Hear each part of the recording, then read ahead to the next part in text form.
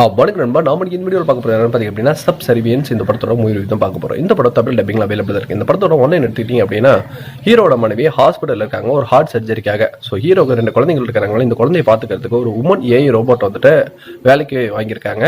இந்த ஏஐ ரோபோட்டுக்கும் நம்ம ஹீரோக்கும் physical relationship ஏற்பட ஒரு கட்டத்துக்கு மேலே ஹார்ட் சர்ஜரி முடிஞ்ச வைஃப் வீட்டுக்கு வந்ததுமே தான் வந்துட்டு இவர் சாட்டிஸ்ஃபை பண்ண முடியும், எனக்கு தான் இவரை பற்றி எல்லாமே தெரியும்டா அந்த ஏஐ ரோபோட் வந்துட்டு மாறிடுது.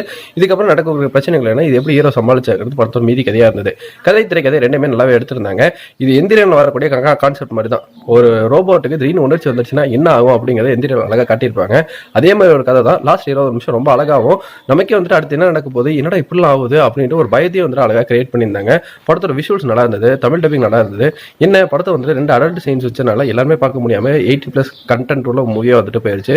மற்றபடி இந்த படம் வந்துட்டு ஒரு சுவாரஸ்யமான படமாக தான் இருந்தது என்னை பொறுத்த வரைக்கும். நீங்கள் இந்த படம் பார்த்தீங்கன்னா உங்களுக்கு பிடிச்சி நம்மளோட கமெண்ட் செக்ஷனில் தட்டி விட்டுருங்க. நன்றி.